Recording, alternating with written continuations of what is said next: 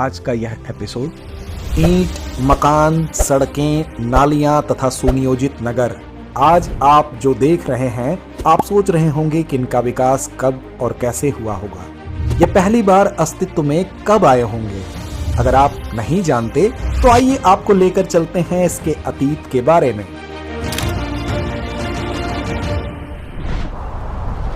जी हाँ, हम बात कर रहे हैं सिंधु घाटी सभ्यता की, जिसे हड़प्पा सभ्यता के नाम से भी जाना जाता है। यह सभ्यता सिंधु नदी के किनारे विकसित हुई थी। आपके जहन में प्रश्न उठ रहा होगा कि सिंधु घाटी सभ्यता को हड़प्पा सभ्यता क्यों कहा जाता है। दरअसल इस सभ्यता के सबसे पहले हड़प्पा नगर की खोज हुई थी, जिसके चलते सिंधु घाटी सभ्यता को हड़प्पा सभ्यता भी कहा जाता है। आमतौर पर इतिहासकारों के बीच यह परंपरा रही है कि जब भी किसी नई सभ्यता की खोज होती है तो उस सभ्यता के सबसे पहले खोजे गए नगर के नाम पर उसका नामकरण कर दिया जाता है।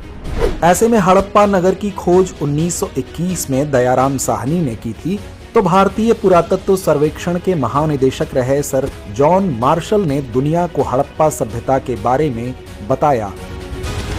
वहीं माना जाता है कि हड़प्पा सभ्यता 2600 ईसा पूर्व से 1900 ईसा पूर्व के बीच विकसित हुई थी। इस सभ्यता का सबसे अनोखा पहलू सबसे अधिक विकसित नगर नियोजन प्रणाली थी।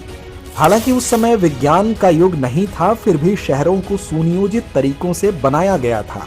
जहां शहरों को मुख्यतः दो भागों में विभाजित किया गया था। इनमें ऊंचाई पर स्थित दुर्ग यानी किला और निचले क्षेत्र में रहने वाले घर शामिल थे। किले में प्रशासनिक और धार्मिक केंद्र होते थे। इन शहरों को खास ग्रिड पद्धति के रूप में बनाया गया था, जहां अत्यधिक नियोजित जल निकास प्रणाली थी। वहीं वर्तमान की बात करें तो अत्याधुनिक तकनीकों से सुसज्जित दिल्ली जैसे महानगरों में व्यवस्थित ड्रेनेज प्लान नहीं है, जिसकी वजह से आए दिन दिल्ली की गलियों में पानी भरे रहने की समस्या देखने को मिलती है। जबकि हड़प्पा सभ्यता के प्रत्येक घर के पास एक निजी कुआं होता था और पानी की निकासी के लिए सड़कों के नीचे ड्रेनेज सिस्टम होते थे। यह जल निकासी प्रणाली आज भी कई आधुनिक शहरों के लिए एक मिसाल है। वहीं हड़प्पा सभ्यता के शहरों में बनाई गई सड़कें और गलियां एक दूसरे को समकोण पर काटती थीं और उनके अगल बगल घरों का निर्माण किया गया था।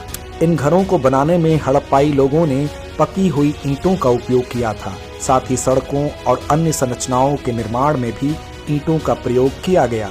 ये ईंटें एक निश्चित अनुपात में बनाई गई थीं, जिससे निर्माण में एकरूपता आई, जो उनके समान घर, समान सड़कें और व्यावसायिक बंदरगाह बताते हैं कि उनका समाज संगठित था।